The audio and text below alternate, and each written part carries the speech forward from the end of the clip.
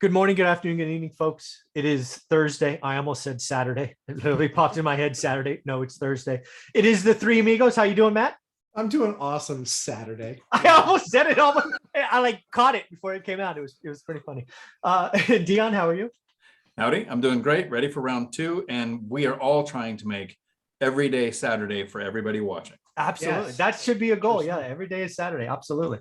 So what I wanted to talk about here was actually inspired by the two of you, inspired by Anna Kelly, inspired by April Crosley, plus the One Rental at a Time story. I did a live stream this morning at 7:30 because Jonathan couldn't make it this morning. He was my normal guest. And really what I took from that story, I don't know if either of you caught it, but April Crosley was a teenage mother, 16 years old. Anna Kelly grew up in Section 8 housing. Obviously, Matt, ninth grade dropout. Dion, you were divorced, raising three kids with $90,000 in debt. And I lost 150 grand, right? So all of us start from somewhere. And really, it's all positions that most of the people watching this, they're not going to start from that far back. I'm starting to believe that a lot of people that watch this are actually middle class. And what that means to me when I say it, and I want this to sound aggressive, but I don't want to swear because I know some of you watch it with your kids. So I love that. So I'm going to try to use words that hopefully the adults will translate and the kids will not know what I'm saying. You are freaking too comfortable. Maybe you are, maybe your job's paying a six-figure salary. Maybe you able to have three cars. Maybe you have a second, maybe you can take a vacation. But you are so dependent. This is Dion and I talked about this, I think on Tuesday. Your job's okay, but you have one source of income. You think you want to do real estate investing, but you're not willing to sacrifice. You're not. All five of those stories, the live stream this morning, all of them busted their ass during the day and made real estate their side hustle. Real estate made work optional for all five of us, but we got uncomfortable. Our wants, desires fed us to drive forward. Most of you watching are interested, not committed. And I think that's because you all are comfortable. And I want to tell you, comfort, one of the greatest risks you have. So Dion, you and I talked a little bit this on Tuesday, so I'll let you go. So it's one of the biggest risks that people take, was the name of the video, is being reliant on one job, one source of income. And I have a video that came out today where I'm comparing some things that the wealthy do and some things that the poor do that are almost exactly the same. And there's a list of things that are almost exactly the same. One of them is that wealthy people and really poor people don't pay a lot of income taxes. Yeah. That is a middle class problem. So when inflation comes, middle class people really don't watch inflation.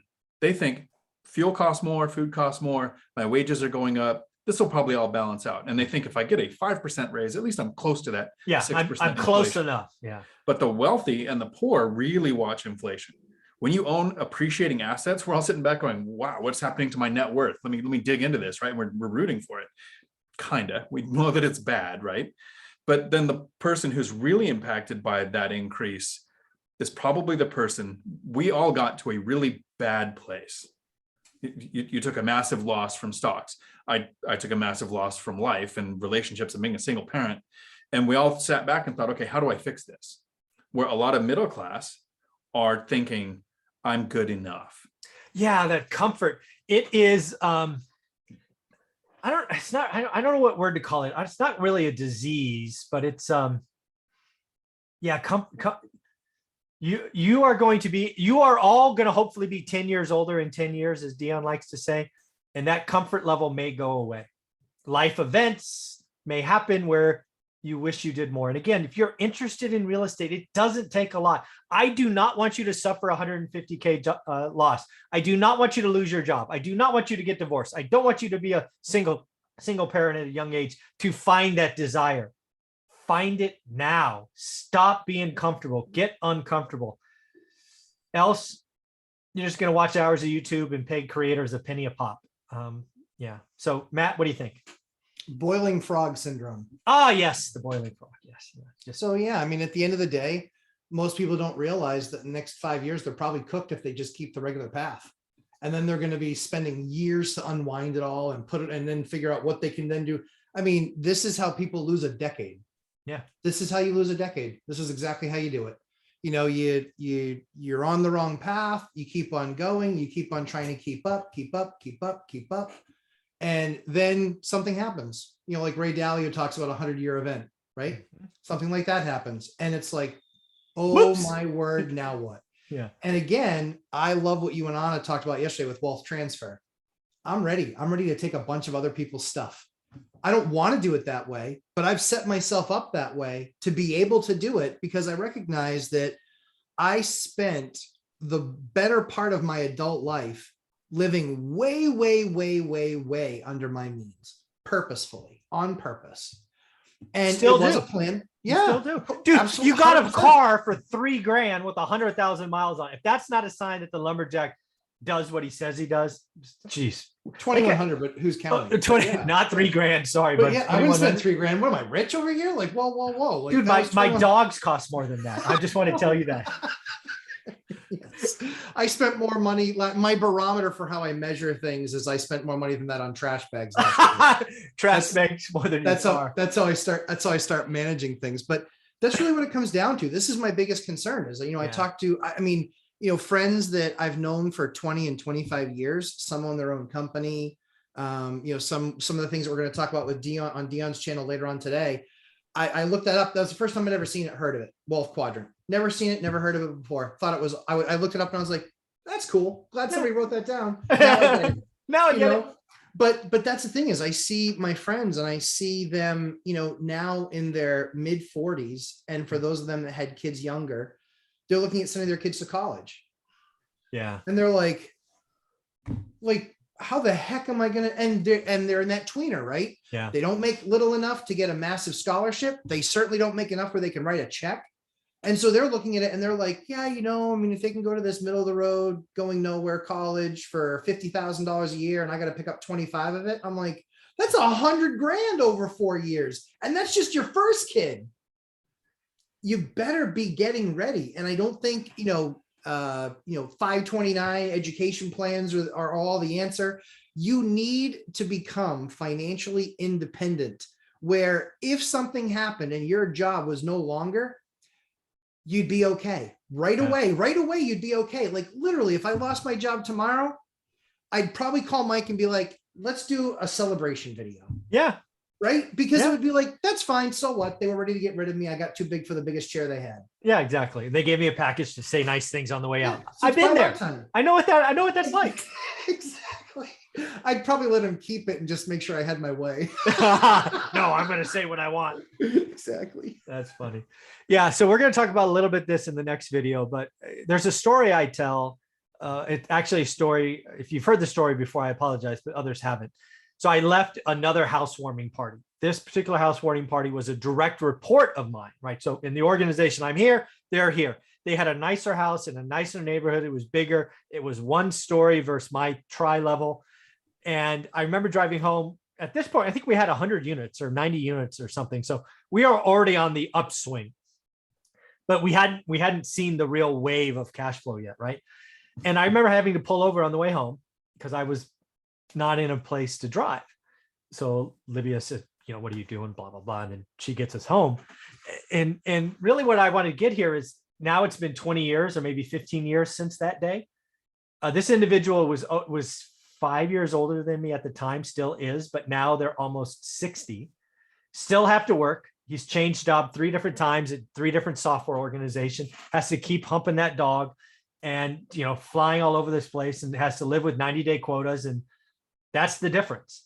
We didn't buy the $1 million house 15 years ago. We stayed where we were. We kept our nut. We sacrificed. We lived below our means, and we stacked rentals. We were always middle class. We didn't have to do this, but I had such a burning desire since my childhood and not having any money that I was never going to rely on anyone else. So how does that story end up? He's still working. He's still on LinkedIn looking for jobs and all of that stuff. And I haven't worked a day in 3 or 4 years. So it works out, but God, please commit 10 years, 8 to 10 years, make work optional, get to 4 rentals, whatever you're comfortable with. You're in the middle class. You need to wake up. The economy is real. Things will shift. We will have multiple recessions in the next decade. 8 to 10 years. What are you, nuts? Like 8 to 10 minutes. Like 8 to 10 minutes a day. Like that's the only way you're going to get there. Yeah. If people look at it, I mean, this is, I watched the video where Dion was talking about not today. Yeah, I love Right? that. I watched that video where he gave the description of what that was. And that's the same issue the middle class has. Yeah. Is that they're like 100 units. It's like, no, I promise you're not going to get there anytime soon, if ever. Yeah. If ever. Okay, so I'm going to hit 100 units probably next year. Yeah. And that took me 21 years. Yeah. I'm a pretty smart guy. So you can get to 100, but owning 100, not partnering, not Not JV. any of this other silly stuff, Yeah. no, LPs or syndication. I mean, own 100. Right. You can get there, but I can promise you, I'm a pretty sharp guy. There were shorter ways. There were faster ways to do it that I could still own them, but still 8 to 10 years. But again, 8 to 10 minutes a day. Forget about the 8 to 10 years out. Thank you. Just make this a part of your day every day. Just like you do going to the bathroom, brushing your teeth. I'd say showering, but for some of us, that's optional daily. And so that's what I would do. I mean, you just got to make it 8 to 10 and just bang out the 8 to 10 every single day, learning your market, understanding your market, and you will eventually get there. But I can tell you what won't happen if you don't do 8 to 10 minutes a day in a year or 3 or 5 is nothing will still happen. You will be that much older, that much closer to retirement age, but not necessarily retirement. Yeah, exactly. So enjoy that idea. Ugh. How about you, Dan? You want to bring us home? I do. I'm going to put my teaching hat back on This because is the teaching hat. I like it's it. the teaching hat. I It's like also it. the traveling hat. So my hat wears many hats.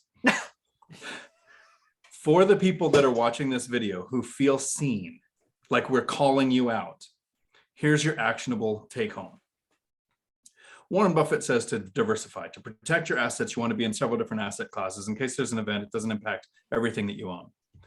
When you're starting out right now, if you are diversifying and you watch some videos on real estate, some videos on buy and hold rentals, some videos on crypto, some videos on how to work up the corporate ladder, all of the different topics that you can study to improve your finances, you need to not diversify until you're wealthy.